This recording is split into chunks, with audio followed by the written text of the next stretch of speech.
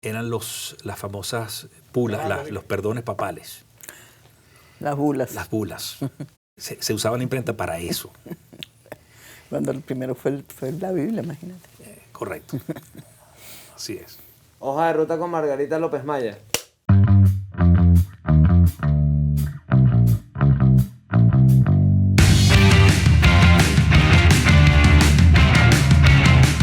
Margarita, encantadísimo de tenerte aquí en esto que llamamos Hoja de Ruta. Tenemos unos minutos conversando. Como te dije, esto es una conversación franca, abierta, sin interrupciones comerciales. Una hija de la pandemia, un invento de tratar de entender de nuevo el país, con actores que están en la política, que están en la historia, que son protagonistas o cooperadores políticos. Y te comentaba ahora que la primera temporada había sido dedicada a entender nuestro proceso histórico, con instituciones, los compromisos institucionales, etc. Y esta segunda temporada, que ya va por su entrega 9ª, si mal no recuerdo, más a la coyuntura. Pero yo no puedo dejar de comenzar con un personaje como tú, de dar una pincelada, una mirada histórica a nuestro proceso. Y cuando digo proceso, es difícil establecer dónde, ¿no? Conversábamos ahora recientemente que tú llegaste a Venezuela comenzando la democracia. A tu juicio, ¿qué lectura le puedes dar a nuestro proceso social que parecía estar gloriosamente enmarcado en ese advenimiento de la democracia, sus primeros 25 años extraordinarios, luego la gran Venezuela petrolera, y después este gigantesco y largo declive, que no es de 22 años a mi juicio? Yo creo que desde la mediados de los 70 no hemos hecho sino desdibujarnos como país una y otra vez. ¿Cómo es tu mirada histórica de tanto que has escrito? Sí, sí. ¿Cómo interpretas ese proceso venezolano? Mira, lo primero es agradecerte por la invitación. Estoy muy contenta de estar aquí y de este tipo de formato, pues siempre es como muy agradable. También agradecer que haya un programa que uno tenga la posibilidad de intercambiar sus reflexiones y que ojalá puedan ser útiles sobre todo para las generaciones que vienen, que no vivieron lo que nosotros vivimos, ¿no? Sí, yo soy historiadora, yo además soy especialista en historia del siglo XX y particularmente en el chavismo, como me dicen en el exterior a veces. Una chavistóloga. Una chavistóloga, sí. De eso vamos a hablar también. Y bueno, la verdad es que el proceso sociohistórico venezolano fue un proceso donde la democracia fue una excepción de 3 décadas, ¿no? Porque lo que tuvimos fue un largo proceso de conflictos en el siglo XIX, de inestabilidad institucional, de una guerra de baja intensidad, como la llamó en algún momento Germán Carrera Dama, que tuvo una intensidad mayor en el momento de la guerra civil. Pero fue un país muy pobre también, endeudado hasta los tuétanos, porque había salido a hacer una épica por toda América Latina y libertado a todos esos países andinos. Quedó endeudado hasta más no poder. Fue renegociando esa deuda a lo largo del siglo y estaba tan traumatizada con esa guerra que en plena depresión mundial, en 1930 y tanto, al cumplirse un aniversario libertador, el general Juan Vicente Gómez hizo una cosa que nadie se esperaba, que fue pagar toda esa deuda y olvidarse de ella, ¿no? Ah, cierto, es correcto. Siempre se dice que Gómez pagó una deuda que comenzó en los 1830, o sea, un siglo después, en un momento en que nadie estaba pagando nada, porque era el momento de la Gran Depresión Mundial, pero era tal el trauma que tenía la sociedad venezolana con esas deudas que eran las de la guerra, primero la de independencia, después la civil, y después pues otras cosas, ¿no?, que se pagó en ese momento. Y eso es un hito también. Nosotros fuimos lo que fuimos en el siglo XX por el petróleo.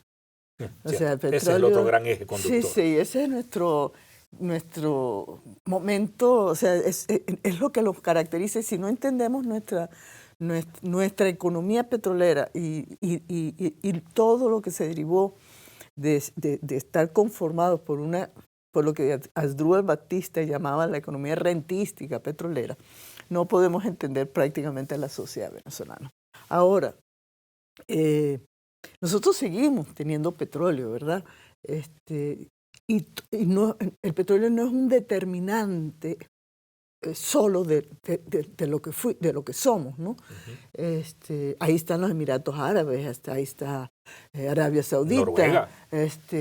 Pero me refiero, digamos, a que ahí hay monarquías, ¿no? Correcto, sí. Sistemas, digamos, no democráticos. No democráticos que gracias al petróleo se mantienen, ¿no?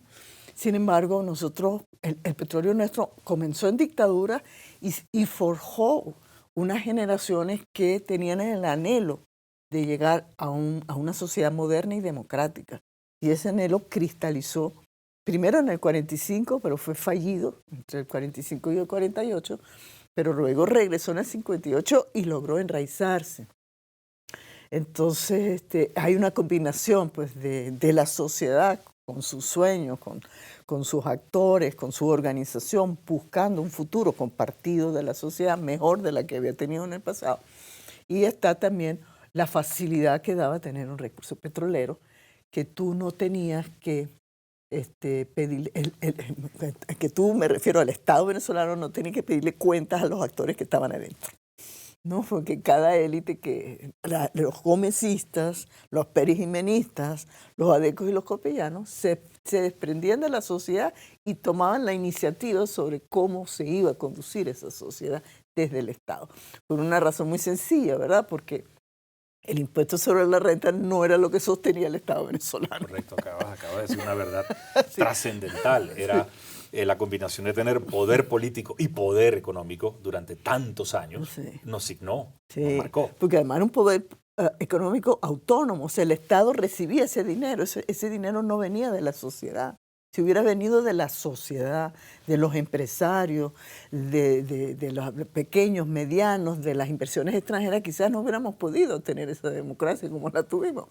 Pero como venía del Estado y de unos funcionarios que tenían ese proyecto en la cabeza, políticos y funcionarios, los dos, crearon ese futuro que nosotros compartimos, tú y yo, por muchas décadas, pues.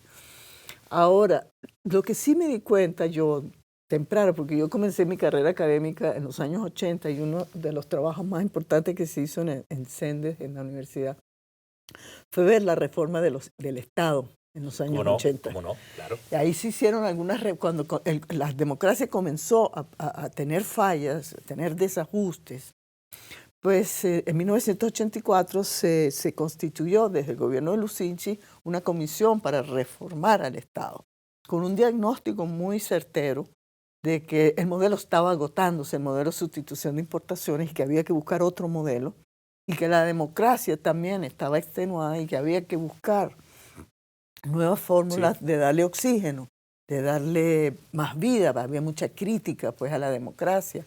Había muchas denuncias ya de corrupción, había movimientos sociales que querían tener más presencia en las decisiones del Estado y todo eso. Bueno, nosotros vimos ahí en el proceso de reforma del Estado que se logró relativamente fácil llegar a algunas propuestas de descentralización y de reformas políticas. Es el momento en el 86-87 cuando comienza el proceso de elegir nuestros alcaldes, que no teníamos, de que los gobernadores no fueron electos por el presidente, sino en elección popular. Pero no se logró nunca un consenso en relación al modelo económico. Eso es interesantísimo. Sí, no se logró. Mira, se logró por unanimidad esas propuestas en la comisión, en la COPRE, las políticas. Y esas políticas las paró Lucinchi porque Acción Democrática, que era la que tenía el poder en ese momento, dijo, no, si yo meto estas reformas me va a cambiar la relación de poder que tengo. Claro. Y entonces la sociedad se levantó por partidos de oposición, movimientos sociales, la misma COPRE se le enfrentó buscando que esas propuestas se dieran, las propuestas políticas que tenían consenso, unanimidad incluso en la comisión. Y pasaron porque Carlos Andrés Pérez las empujó porque estaba en campaña electoral. Claro. Porque estaba en campaña electoral, dijo, yo las empujo para separarse de Lucinchi y poder hacer una cosa que era muy difícil en ese momento, que era que volviera a ganar Acción Democrática. Que volviera a ganar Acción Democrática sí. Y que no fuera continuidad, sino cambio, pero con el mismo partido político. Entonces él las abrazó, las políticas, y después no hizo nada con eso tampoco, hizo muy poquito. Pero cuando se trató de hacer las reformas económicas. El giro económico. El giro económico. Se desplomó. El país no lo aceptó. No lo aceptó. No lo aceptó. Y cuando Carlos Andrés entonces entra, que gana las elecciones, y entra con su primer paquete ortodoxo de ajuste estructural, el país se le levantó. El país se le levantó porque primero tú no puedes hacer un cambio de esa dimensión sin persuadir y convencer a los actores de la sociedad de que es absolutamente necesario. Claro. Y él creía mucho en su carisma, en su popularidad, en que había llegado, acababa de ganar. Pensó que él tenía ese espacio. Sí, un capital político que fue que le permitiera, sobredimensionado. y no lo tenía, y no solamente no lo tenía, sino que la perdió de ahí en adelante. Sí. Entonces ahí fue una torpeza política de él, por una parte, pero también había una resistencia de la sociedad tremenda, tremenda, desde los empresarios hasta los empleados públicos, pasando por las universidades, por todo. Los sindicatos. CTV estaba completamente enfrentada a esa reforma. Todos, porque tú tienes que hacer un trabajo, o sea, el Estado venezolano lo había sido todo para la sociedad. Tú no podías entonces pasar a una economía de mercado de esa manera como estaba pretendiendo hacer Carlos Andrés Pérez y su gabinete tecnocrático, que incluso despreciaba pues, a Acción Democrática, esa es la verdad. Sí, hubo tanto de arrogancia ahí, sin duda alguna, en la implementación de aquello. Y Carlos Andrés, no se preocupe, el carisma lo tengo yo. Fíjense lo del Caracazo fue una tragedia increíble lo que pasó ahí. Eso pasó con el desencadenante de ese fue el aumento a precios internacionales de la gasolina y del transporte público, que se aumentó en 30%, y los choferes dijeron, no, 30% no, 100% vamos con esto. Y el país estalló, porque estaba todo listo para estallar. Eso, como dice el refrán, esos polvos trajeron estos lodos, ¿no? De alguna forma. Entonces, de alguna manera, la sociedad venezolana no ha podido desde entonces ponerse de acuerdo en un futuro compartido. Eso es clave. Eso es terrible, porque fíjate... ¿El chavismo vino a imponer su visión de futuro? Vino a expresar políticamente el disgusto que se tenía con el programa de ajuste estructural, tanto de Carlos Andrés como el de Caldera. Porque Caldera logró persuadir a algunos actores, indudablemente tuvo más éxito con eso, pero tuvo algunos problemas ahí también importantes. Las reformas institucionales no lograron visibilizarse, o sea, el deterioro de la educación pública, la salud pública, el transporte público, todo eso continuó. Porque claro, el modelo era que eso fuera poco a poco saliendo de las manos del sector público, y le bajaron los precios del petróleo cuando comenzó a tener algunas señales de recuperación económica. Entonces la población dijo, no, esto no funciona. Esto no funciona. Yo lo llamé en algún momento en un trabajo que hice fatiga de ajuste, porque Venezuela había varias veces intentado desde Lucinchi y no resultaba. Entonces, ¿qué pasó? Entonces vino el populismo, que es el que viene para... Las condiciones estaban todas allí. Un discurso dicotómico, polarizado, la culpa la tienen las viejas élites, y yo sí voy a salvar este país, comienza la historia conmigo, yo los represento a todos ustedes, y la gente se fue, como digo yo, detrás del hombre a caballo, o sea, se fue tal cual.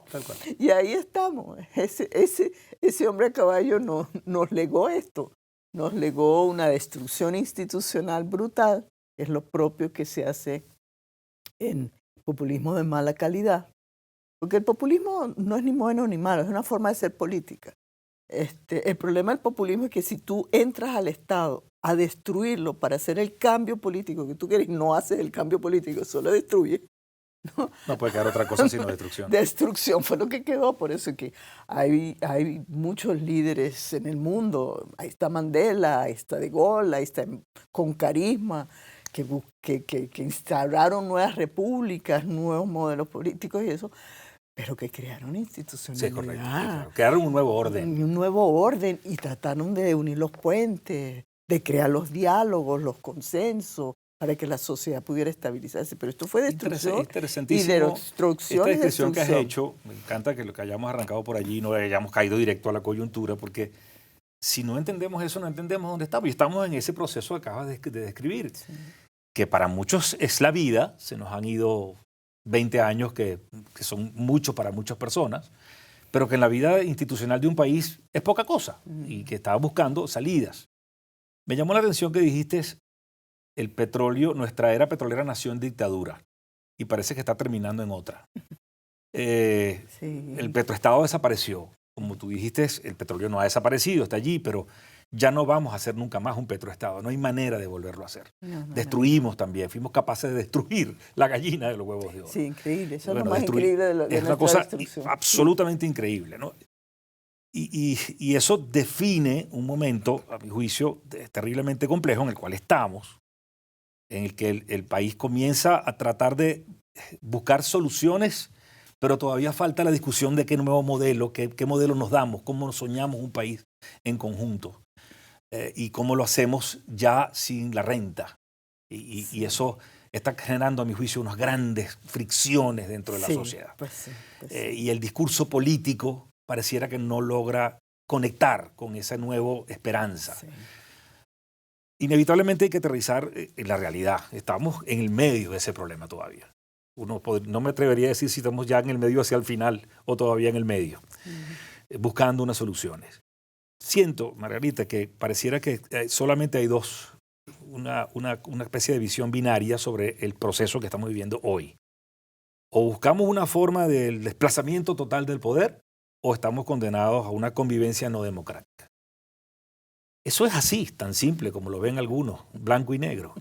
O sientes que hay en estos momentos, ¿dónde estamos parados a tu juicio en esta pugna política? Mira, yo creo que estamos en un momento nuevo, desde este año en particular. Coincido contigo. Sí, creo que cuando se cerraron las parlamentarias de la forma en que se cerraron, con una derrota aplastante para la oposición política venezolana, o sea, que además lo vimos venir. O sea, bastante que se presionaron a los líderes políticos para que entraran en al menos a aprovechar esa coyuntura para movilizar, para informar, para tantas cosas, ¿no? Y no quisieron. Decidieron con mucha antelación que no iba. ¿Cierto? Porque han podido decir, bueno, no voy en el último mes, pero mientras tanto estoy aprovechando, luchando, que me vean, no sé cuánto y tal. Yo creo que a partir de ese momento ha comenzado un túnel quizás muy oscuro, pero en la oscuridad germinando las semillas de otra cosa. Eso es la impresión que yo tengo, porque yo he estado siguiendo procesos como el de las organizaciones de la sociedad civil. He estado siguiendo algunos partidos nuevos que están emergiendo también, organizaciones. O sea, a mí siempre me ha interesado la historia social, lo que viene de abajo, ¿no? Y la sociedad venezolana se construyó desde arriba, desde el petroestado. Entonces, ahora hay que invertir eso. Los actores tienen que tomar conciencia de que eso debe ser invertido. Yo creo que algunos actores están claros en que eso ya se invirtió, porque ya el petroestado, como dijiste tú, no está. Fue hecho trizas, pues, digamos, en esta crisis. Se le hizo trizas y ahora prácticamente el petróleo es objeto de depredación por parte de yo no sé si llamarlas élites, de unas tribus políticas que están allí usufructuando, que han confiscado los recursos del Estado y usufructúan de ellos para sus intereses particulares. Pues esa es mi visión de lo que está sucediendo en el Estado venezolano. Pero aparte de eso, la sociedad tiene que continuar viviendo. Aquí se pueden haber ido 5 o 6 millones de personas, pero quedan 20, 25 millones de personas que tienen que seguir viviendo. La vida cotidiana, tienen que producir, tienen que comer, tienen que criar a sus hijos, nacen nuevos bebés, la escuela, tal y que sea. Entonces, eso implica que la gente ha comenzado a buscar otras formas de organización y de lazos de solidaridad. Entonces, están emergiendo una cantidad de redes, ¿verdad? Que uno las ve, las redes de la iglesia se han hecho muy potentes, muy visibles, las de Cáritas, las otras iglesias, incluso las pentecostales, en las prisiones, en todas esas cosas, tratando de ocupar una cosa que es muy difícil de ocupar, que es el vacío que ha dejado el petroestado. Es un vacío del tamaño de una tronera, pues es una cosa impresionante. El papá Estado que todo lo solucionaba. Todo lo solucionaba. Ahí están también los sectores empresariales, ¿no? Que ya dicen, bueno, ya está bueno, ya si nosotros producimos un poquito de sorgo por aquí, producimos un poquito de ganado por allá, no sé qué, con eso desde abajo vamos construyendo nuevas redes. Tenemos que conversar con los alcaldes también tienen más comprensión de las dificultades y más necesidad de legitimación. Entonces ahí está creándose otra conciencia, no aquella conciencia de que nada más que yo toco la puerta y que me den, que me den mi crédito blando y que no tengo para pagarlo. Deme mi divisa preferencial para importar. Mi divisa, condóname la deuda, esta cosa, y ya eso no. Esa conducta empresarial se agotó. Se agotó, puede ser que algunos queda en la mente de algunos, te lo dice alguien que conoce ese sistema, pero son pocos. Sí, y después tienes los sectores medios, fíjate, los sectores medios también fuimos sectores muy consentidos por el Estado, en el sentido de, bueno, nuestros sueldos no eran malos, teníamos una serie, nosotros como profesores universitarios, teníamos muchos servicios, tranquilidad, yo hacía investigación, apoyos para investigación, iba a congresos, bueno, entonces eso se acabó. Yo estoy ganando con el último aumento del sueldo que me dio Maduro, $11 al mes. Eso fue Soy ahorita. titular, con doctorado, con 35 años de docencia e investigación, $11, eso es una burla. Sí, o sea, totalmente. Pero ¿qué ha hecho la universidad?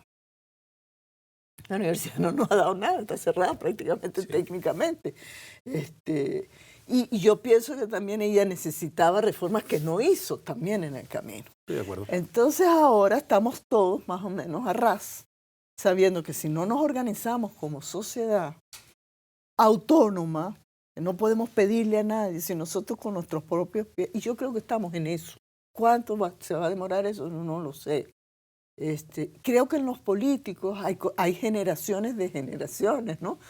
Y creo que algunas generaciones, las más mayores, aunque hoy en día, imagínate yo, alguien más mayores tiene 50 años, imagínate yo. ¿Qué seré? Se nos fue el tiempo, así es. Pero esas generaciones, bueno, sobre todo las más jóvenes que han vivido nada más esto, tienen otra manera de ver esto, ¿no? Para nosotros, por lo menos para mí, es una gran tragedia lo que está sucediendo, pero yo pienso que cuando oigo a algunos liderazgos jóvenes, políticos y sociales, para ellos eso es la normalidad. Sí, es lo que ha convivido. No conocen otra cosa. Han vivido en eso y más o menos se las arreglan y tienen una aspiración de futuro mejor que tenga que ver con construir una sociedad donde podamos convivir en paz, que tengamos unas reglas de convivencia, un Estado de Derecho y una democracia de calidad, pues con alguna calidad. Entonces, bueno, tú me dices cuáles son las opciones que tenemos en este momento. Construir eso, ¿cuánto nos vamos a demorar? No lo sé.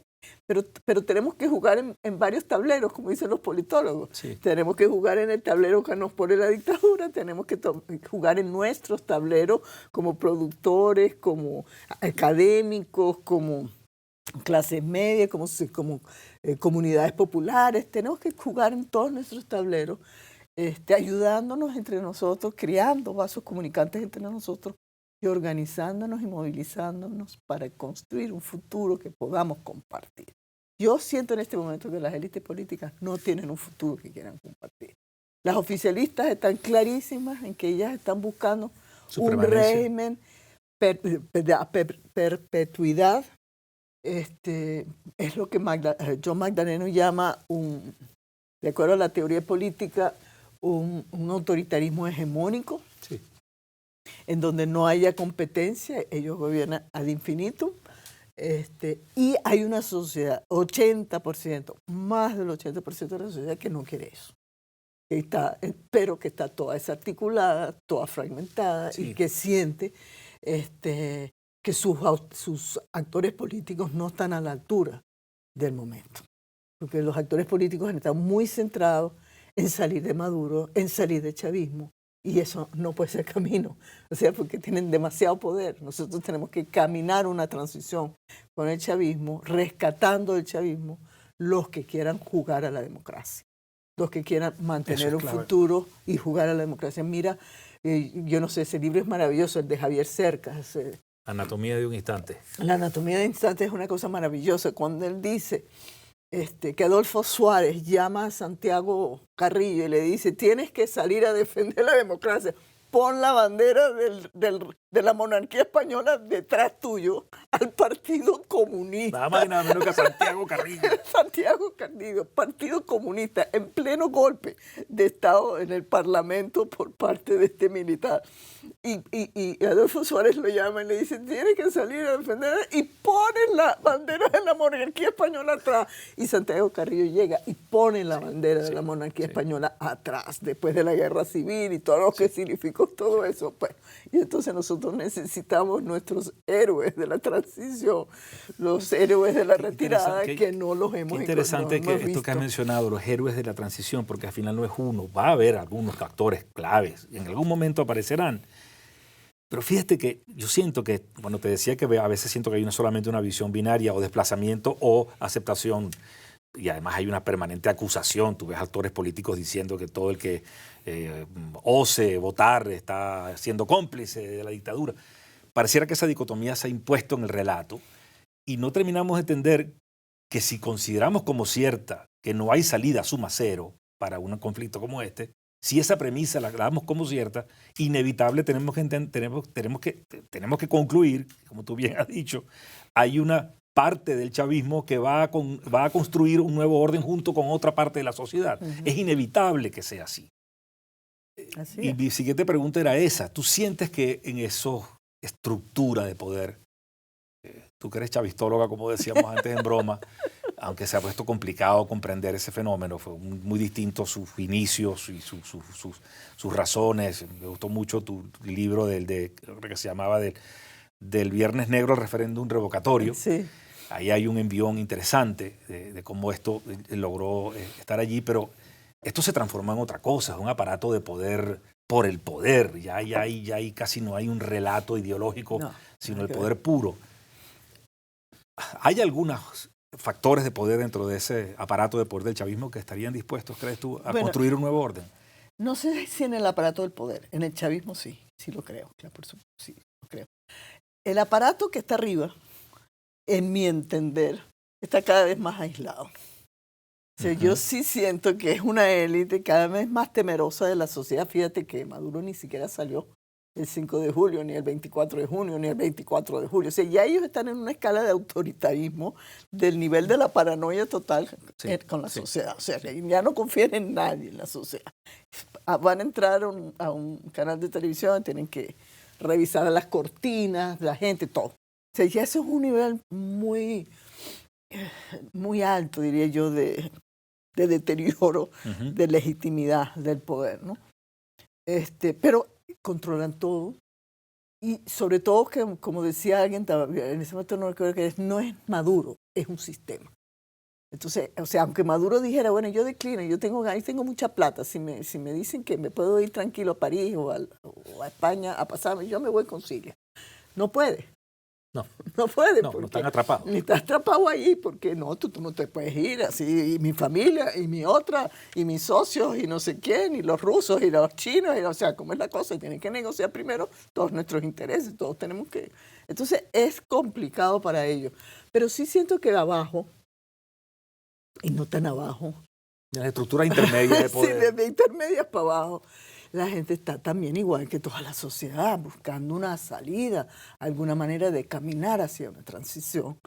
Si esa transición, si hay cultura democrática, eso no lo sé. Yo he estado cercana a algunos grupos, bueno, qué sé yo, como yo he seguido partidos contrahegemónicos, siempre me ha interesado todas esas disidencias que ha tenido el chavismo, que ya no tienen poder dentro del chavismo, aunque algunos tienen quizás algún poder simbólico.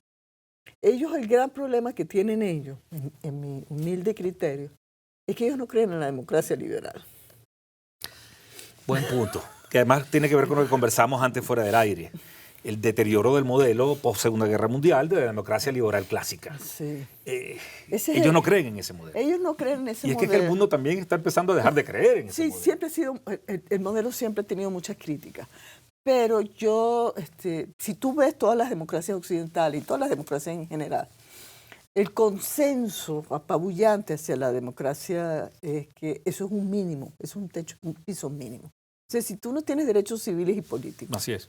si no tienes el sufragio universal directo y secreto, si no tienes independencia, autonomía de los poderes públicos, pluralismo y alternancia, si no tienes eso, no tienes democracia. Cierto. Llámala como quieras, pero esa es la base, Esa es la base, ese es el piso, ese es el mínimo común. Y entonces yo creo que la experiencia chavista, ojalá eso se entendiera así, demostró que la democracia participativa de la Constitución del 99 tenía todas esas cosas, pero Chávez las desechó, las comenzó a destruir para dejar nada más los mecanismos de democracia directa direccionados de arriba hacia abajo. Porque la democracia directa, si viene de abajo hacia arriba, bueno, puede ser, aunque esa experiencia no se ha vivido a nivel nacional en ninguna parte. No, es cierto. Lo que se ha vivido son bla, bla. Los soviets que terminaron lo que terminaron en la Unión Soviética, las organizaciones esas del fascismo, también eran de movilización y de abajo, terminaron siendo todas direccionadas desde arriba. El modelo cubano, el poder popular del modelo cubano es direccionado de arriba. Y entonces, la democracia participativa, como dicen algunos autores, y que yo comparto plenamente, Daniel Kramer, que tiene un libro magnífico sobre eso, si tú no estableces las garantías de la democracia liberal, la democracia participativa no la puedes, o sea, la democracia participativa se vacía de democracia. La gente de izquierda dice Rosa Luxemburgo, se lo dijo a Lenin, y Lenin no le hizo caso. Y ella la asesinaron, pues tú sabes que ella la asesinaron en una manifestación. Entonces, bueno, hoy en día los alemanes ex de la Alemania democrática, ex comunista, llaman a su think tank Rosa de Luxemburgo, ¿no? Imagínate tú, hablando de think tank, sí, justamente, que tanta falta hacen para pensar. Sí, justamente porque Rosa de Luxemburgo dijo, hay que tener libertad de expresión, hay que tener libertad de opinión, hay que tener libertad de asociación, de tránsito, pues si no hay libertades civiles y políticas, se vacía de democracia. La democracia participativa. Entonces eso es nuestro gran dilema. Esto da para muchísima conversación. Tenemos frente a nosotros un proceso electoral. Hay actores, a diferencia del año pasado, que están, digamos, decididos a utilizar el escenario electoral como un momento de presión, de movilización ciudadana. No hay ingenuidad en el decir vamos a votar y a esperar, sino vamos a utilizar esto como un mecanismo de presión. Hay otros actores políticos que dicen que eso es un error, perfectamente válido. ¿Cómo la sientes, esa organización frente a este momento electoral, y si eso puede colaborar o no a construir fortalezas de cara a una mesa de negociación que pareciera ser una mesa que va a ser larga, de largo aliento? ¿Sientes que podemos estar en buen camino?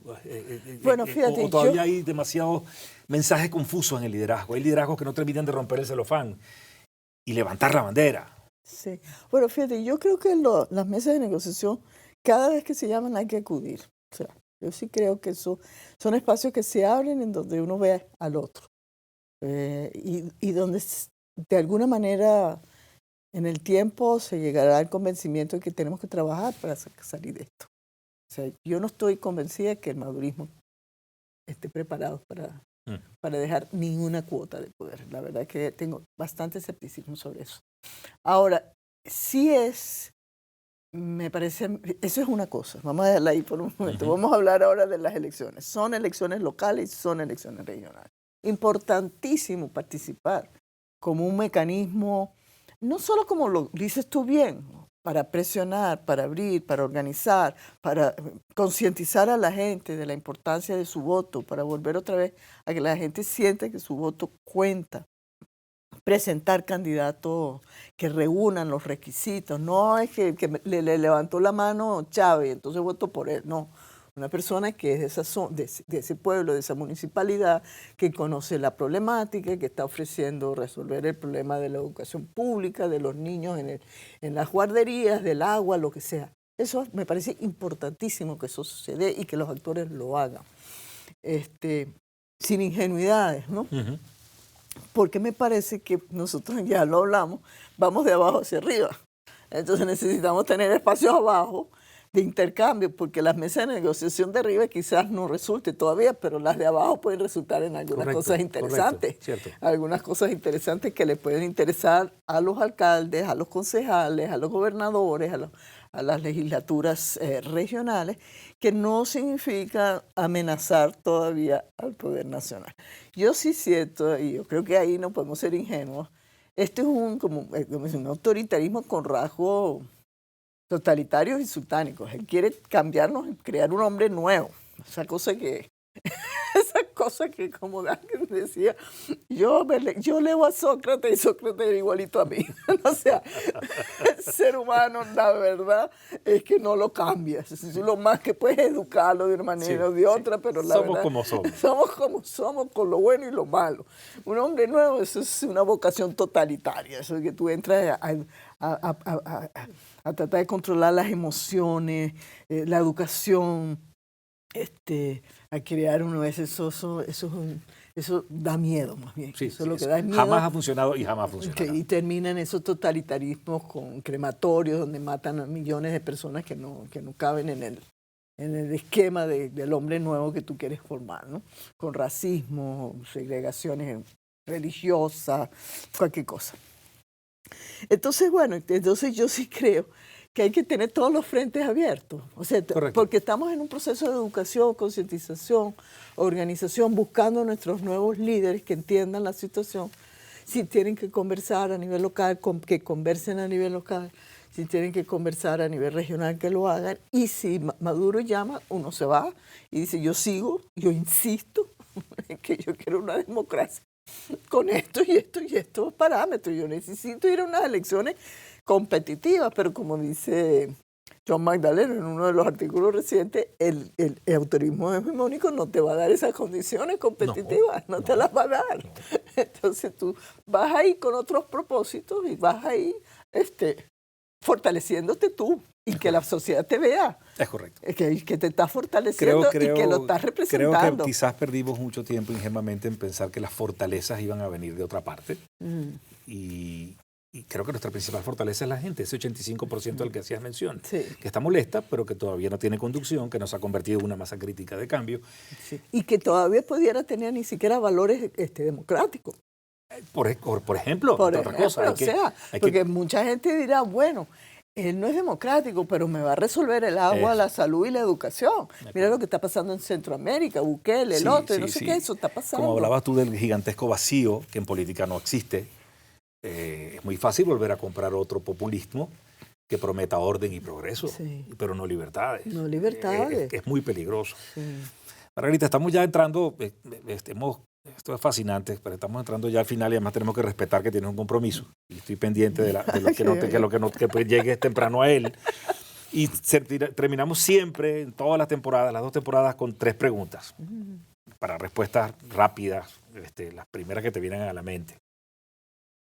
¿Algún evento reciente que te haga sentir optimista sobre el futuro de Venezuela? Mira, a mí la convergencia y el nacimiento del Foro Cívico me hace sentir optimista. ¿Ah, sí? Sí, porque yo soy una especialista en sociedad civil, digamos. Ha sido muy criticado por algunos actores del Foro Cívico. Sí, pero para mí fue un aire fresco, sí. Porque ahí hay una convergencia de pluralismo de diferente tipo. Es de clase media, digamos, que ha sido muy vilipendiada la clase media. Sí. Pero sin clase media no hay democracia.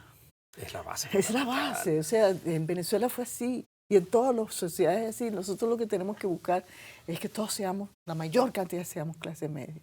Nuestra clase media a nuestra manera. Totalmente. A nuestra manera, con sensibilidad social, por Dios. Con justicia social, con valores de solidaridad importantes, porque creo que el Petroestado nos dio mucho eso. Solidaridad y ideas de justicia social y eso. Pero sí, ese es un evento que a mí, yo lo saludo gratamente y ojalá pueda seguir expandiéndose. Y hay que decir que ha tenido logros concretos. Sí. Su participación en el tema del CNE. Bueno, abrió esa posibilidad. Hay veces que, creo que fue Miquelena que decía que con qué se comía esa sociedad civil. Sí. Pero una sociedad civil robusta, autónoma, independiente, que no significa que sea neutral, está consciente de quiénes son los responsables, los actores, claro. Fortalecida, puede lograr muchas cosas. Sí, mira, el caso de Túnez, que ha sido uno de los casos más exitosos de transición. Sí. Eso lo empujó, fue una sociedad civil. Sí. Fueron colegio de abogados. Colegio de abogados, la Fedecámaras de allá, por cierto. Sí, las corporaciones económicas y las mujeres. Y los sindicatos. Los sindicatos y organizaciones de mujeres. Bueno, es que la organización empresarial estaba presidida por una mujer. Es correcto. La tuvo Fede Cámaras invitada el año pasado. Es importante también, Así ojalá es, no así es. esté tan polarizada. Y aquí en Venezuela ha tenido su polarización, pero esperemos que es un desafío muy grande para la sociedad. Puede construir y presionar para que emerja el liderazgo que necesitamos de abajo hacia arriba. Estoy de acuerdo Entonces contigo. eso... Una palabra o una frase que defina el momento actual que estamos viviendo. Ay, muy complejo, diría yo. Complejidad. Muy complejo, todavía muy oscuro también. Sí. Y finalmente, ¿cómo estás viendo el futuro de Venezuela? ¿Qué te dice tu corazón? Que nos falta todavía bastante para salir. Todavía necesitamos un camino por el desierto un poco largo. Y eso es complicado porque implica mucho sufrimiento de mucha gente todavía. Hemos sufrido mucho y creo que vamos a seguir sufriendo. Ojalá, es que nosotros la gran debilidad que tenemos es en el estamento político.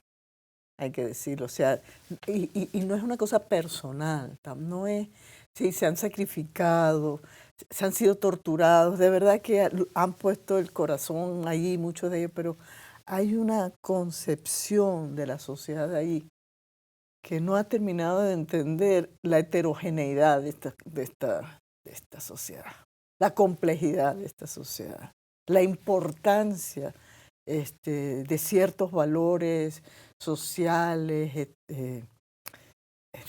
¿cómo lo diría? Hay culturas en la sociedad que se han sentido representados dentro del populismo y que el populismo ha creado grandes resentimientos sociales. Ha profundizado esas diferencias y las ha convertido en resentimiento. Y eso tenemos que trabajarlo. Eso hay que superarlo. Hay que superarlo porque con resentimiento y sentimientos de venganza, como la de los hermanos Rodríguez, nosotros no podemos construir. Nosotros tenemos que superar, y la sociedad tiene que superar eso. Yo creo que hay con qué. Creo que además la sociedad venezolana es una sociedad bastante tolerante. Sí, a niveles populares. Sí, eso. Acaba de decir algo grandioso, a niveles populares. A niveles populares. En Twitter a veces no se ve mucho esa tolerancia. Pero arriba es muy intransigente, es muy talibana.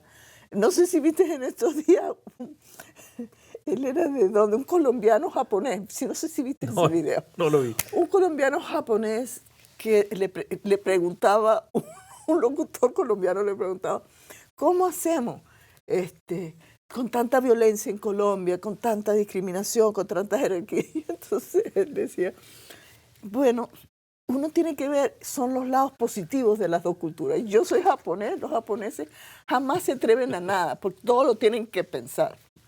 Y entonces él terminaba así, con eso voy a terminar porque me tengo que terminar diciendo, yo tengo amigos japoneses, los índices, es una de las sociedades más estables, opulentas del mundo, pero tiene un índice de suicidios altísimo. Sí. Y entonces un japonés amigo mío me decía, bueno, que ¿cómo hago? Estoy deprimido, me medico, no sé cuánto. Entonces le decía, vaya para Colombia.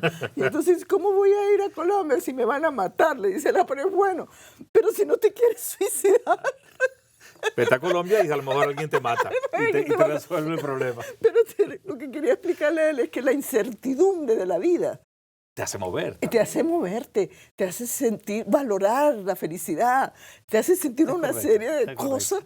Y eso lo tiene América Latina y eso lo tenemos nosotros. Es verdad. Y eso es un valor. Y eso es un valor que Margarita, tenemos que... ¿no te imaginas cómo aprecio además el buen humor con que has expresado esto último y en otras ocasiones nuestros pasajes históricos que han sido muy duros?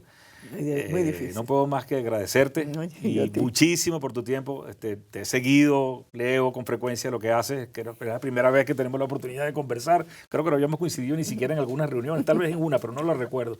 Así que agradecidísimo por tu tiempo, por tu trabajo, por tu dedicación a Venezuela. Y bueno, y sigan adelante, que todos tenemos que poner nuestro granito de arena es correcto. Y pensar que vamos a salir. Mil gracias. Bueno.